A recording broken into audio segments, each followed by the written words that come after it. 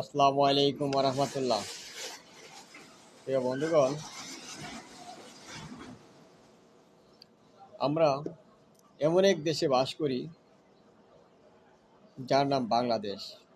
এই দেশটাতে আল্লাহ এত পরিমাণে রহমত এবং বরকত দিয়ে পরিপূর্ণ করে দিয়েছে, কিন্তু তারপরে কিন্তু আমরা রহমতের বরকতের কোনো প্রকার কোনো ফলাফল আমরা পাচ্ছি না। তার পিছনে অনেকগুলো কারণ রয়েছে। তার কারণ হলো আমরা আল্লাহ পাক রব্বুল আলামিনকে আমরা ভুলে গেছি এবং নিজেদের চরিত্রকে বিক্রি করে দিয়েছি, নিজেদের বিবেককে নষ্ট করে দিয়েছি, নিজেদের মুসলিম হিসাবে আদর্শকে বিক্রি করে দিয়েছি। নিজের আদর্শ, সততা আর চরিত্র তিনটাই যদি একজন মানুষের থেকে সরে যায়, তখন আর সে মানুষ থাকে না। তখন সে জঙ্গলি হিংস্র পশুর সে তো নিকৃষ্ট হয়ে যায়। সেরকম একটা পরিণতির দিকে যাচ্ছে বাংলাদেশ। আর যারা আল্লাহ সন্তুষ্টি অর্জনের লক্ষ্যে চলে, নিজেদের সৎ ও যোগ্য ও উত্তম চরিত্র ও উত্তম ব্যবহার দিয়ে মানুষের কল্যাণে কাজ করার জন্য আহ্বান করে এবং তাদেরকে আল্লাহর দিকে ডাকে, তাদেরকে ওই সমস্ত বিবেকহীন প্রাণীরা তাদেরকে সহ্যই করতে পারতেছে না এবং তাদের বিরুদ্ধে ব্যাপক পরিমাণে মিথ্যা প্রপাগান্ডা, অপপ্রচার তাদের বিরুদ্ধে প্রতিনিয়ত দিয়ে যাচ্ছে, যার কোনো সত্যতা বলতে কিছুই নেই। তা আমাদের এই দুরবস্থা থেকে বেরিয়ে আসা ছাড়া বিকল্প কোনো রাস্তা নেই। তাই আমাদেরকে উচিত, এখনই সময় আছে আমাদের এই সমস্ত দুরবস্থা থেকে বেরিয়ে আসা। আমাদের মানুষের মধ্যে যেরকম চরিত্র নষ্ট হয়ে যায়, তাদের বিবেক নষ্ট হয়ে যায়, তাদের আচার আচরণ ও নৈতিক চরিত্র বলতে কিছু থাকে না, তখন আর সে কিন্তু প্রকৃত মানুষ থাকে না। আমাদের যদি প্রকৃত অর্থে মানুষ হতে হয়, আমাদের বিবেক, আমাদের যে জ্ঞান দিয়েছে আল্লাহ, সে জ্ঞান বিবেক দিয়ে আমাদেরকে প্রকৃত মানুষের আচরণ আমাদের করতে হবে এবং প্রকৃত ভালো মানুষের আচরণ যারা করে তাদের সাথেই আমাদের মিশে থাকতে হবে এবং তাদেরকেই এই রাষ্ট্র পরিবর্তনের জন্য সুযোগ করে দিতে হবে। যদি হয়, তাহলে এই খারাপ লোকেদের জুলুম অত্যাচার থেকে এই বাংলাদেশের মানুষ নিরাপত্তা পাওয়ার একটা আশ্বাস, একটা গ্যারান্টি তারা পাবে, একটা নিশ্চয়তা তারা পাবে। কারণ যারা বিবেকবান মানুষ, যারা আল্লাহকে ভয় করে, তারা নিজের চেয়ে অন্যকে বেশি প্রাধান্য দেয় এবং নিজের অধিকারের চেয়ে অন্যের অধিকারকে সবচেয়ে বেশি গুরুত্ব দেয়।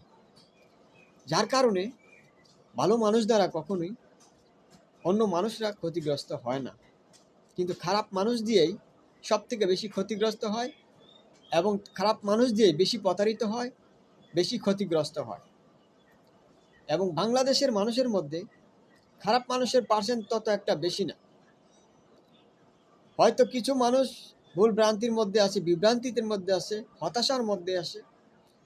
তার থেকে মুক্তির পথ একমাত্র একটাই, আল্লাহর দিকে ফিরে আসে, আল্লাহ রাসূলের দিকে ফিরে আসে। তার বিকল্প আমাদের আর কিছু নেই। ব্যক্তিগত স্বার্থের জন্য আমরা কিন্তু মানুষের অনেক ক্ষতি করে ফেলতেছি। আমাদের কিন্তু একটা জিনিস ভুলে গেছে যে মরার পরে আমাদের হিসাব দিতে হবে এবং সে যদি মানুষের ক্ষতি করে তার জন্য অপমান লাঞ্ছনা দুনিয়াতে আছে, পরকালেও কঠিন শাস্তি আছে। আমরা এগুলো ভুলে যাওয়ার কারণেই আমাদের দেশ আজ এই দুরবস্থার মধ্যে পড়ে আছে। সেজন্য আমি বলবো যে আপনারা মিথ্যা আশ্বাসের উপরে আপনারা তাকাবেন না, মিথ্যা আশ্বাসের দিক যাবেন না। আপনারা সত্য নির্ভর ও গ্রহণযোগ্যপূর্ণ ব্যক্তিদেরকে বাছাই করুন এবং সৎ ভালো যোগ্য লোকদেরকে নির্বাচিত করুন দেশের কল্যাণে, রাষ্ট্রের কল্যাণে। তা না হয় আপনাদের একটা ভুলের জন্য 54 বছরই কিন্তু এই ভুলের জন্য আপনারা কষ্ট একের পর এক ভোগ করতেছেন, আমরাও ভোগ করতেছি। আমাদের পূর্ব প্রজন্মের যারা ছিল তারাও ভোগ করে গেছে, বর্তমানে আমরা করতেছি। আর আমরা যদি এখন ভুল করি, সে ভুলটা কিন্তু আমাদের পরবর্তী প্রজন্ম, যারা আমাদের সন্তান, আমাদের নাতিপুতি যারা আছে, তারা কিন্তু সেই ভুলের প্রায়শ্চিত্ত ভোগ করতে হবে। এই অভিশাপ কিন্তু আমাদের কখনোই ছাড়বে না। অতএব এখনই আমাদের সুযোগ, সেই ব্রেন, আমাদের জ্ঞানকে, আমাদের বিবেকটাকে কাজে লাগিয়ে ভালো লোকদেরকে একবার ক্ষমতায় দিয়ে আমাদের দেশের পরিবর্তন আনার জন্য একটা চেষ্টা করি। যদি আমরা তাতে ব্যর্থ হই, মানুষের মিথ্যা আশ্বাসে, মিথ্যা প্রলোভনে, তাহলে বাংলাদেশটা নব্য ফিলিস্তিনের চেয়ে কোনো অংশে কম হবে না। এক প্রকার বাংলাদেশকে কৃত্রিম ফিলিস্তিন বানিয়ে রাখছিল। বাংলাদেশটাকে এই 15-16 বছর যেভাবে মানুষ হতাশাগ্রস্ত ছিল, মানুষ যেভাবে বিপর্যস্ত ছিল, বোবা কান্নার মতো তারা কান্না করেছে, বোবার মতো তারা অনেক কিছু কষ্ট পেলেও মুখ বুজে সহ্য করেছে। এখন কথা বলার সুযোগ পেয়েছে, আর সেই সুযোগের সরলতার সুযোগে কিছু খারাপ লোকগুলাও তারা তাদের ভুল শিকারে তারা ব্যস্ত হয়ে পড়েছে। এখন ভালো মানুষগুলাও তারা আরো হতাশা হয়ে পড়েছে, আরো হতাশাগ্রস্ত হয়ে গেছে। কিন্তু বাংলাদেশের মানুষ এটা আশা করেনি, কারণ এই রাষ্ট্রের যে কাঠামো রয়েছে, সেই কাঠামোকে পূর্ণরূপে পরিবর্তন করতে হবে। যদি আমরা প্রকৃত অর্থে শান্তি পেতে চাই, নিরাপত্তা চাই, ন্যায় বিচার চাই, তাহলে এই রাষ্ট্রের যে কাঠামো আছে, যে প্রচলিত নীতি আছে, তা থেকে বেরিয়ে আসতে হবে। এবং যে দেশে আইন রয়েছে, সেই আইনগুলোকে সঠিকভাবে প্রয়োগ করার মতো সৎ লোকদেরকে প্রয়োজন পড়বে। অতএব আমাদেরকে সৎ লোকদেরকে বাছাই করার যে চিন্তা ভাবনা, এটাকে স্থির করতে হবে, আমাদের বিবেককে জাগ্রত করতে হবে।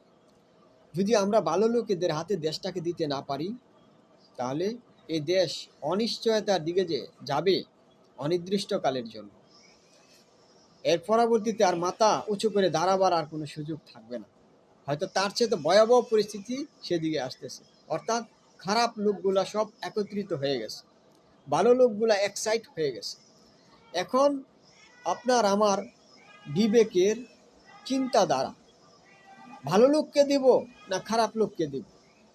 আমরা যদি এবার ভুল করি, 54 বছর তো আমরা কষ্ট করেছি, কিন্তু আরও যে কত বছর কষ্ট করতে হবে তার কোনো সীমারেখা নেই, তার কোনো নিশ্চয়তা নেই। অতএব এখনই সুযোগ মিথ্যা আশ্বাসের দিক আমরা না যাই। এই মিথ্যা, আওয়ামী লীগ বলেছিল 10 টাকা কেজি চাল খাওয়াবো, কিন্তু মানুষ 40 টাকার নিচে কোনো চাল পায় না, উপরে ছাড়া। অতএব আমাদেরকে বুঝতে হবে, দেশে মিথ্যা আশ্বাসের দিক যাবেন না। যারা সত্য নির্ভর তথ্য দিচ্ছে এবং সত্য নির্ভরযোগ্য মানুষ, আমাদেরকে যে সমস্ত রাজনীতিবিদরা ভরসাপূর্ণ কথা বলছে যে আমরা একদিনে দেশকে ধনী বানিয়ে ফেলতে পারবো না, একদিনেই সবকিছু করতে পারবো না, তবে আমরা কর্মসংস্থানের ব্যবস্থা করব। আপনি মানুষের কাছে হাত পাতার থেকে আপনি যদি নিজে কর্ম করে নিজের সংসার চালাতে পারেন, আপনার কর্মসংস্থানের ব্যবস্থা হয়, সেটা আপনার জন্য গ্রহণযোগ্য হবে। এটা আমি মনে করি সকল মানুষের জন্য এটা কল্যাণকর হবে।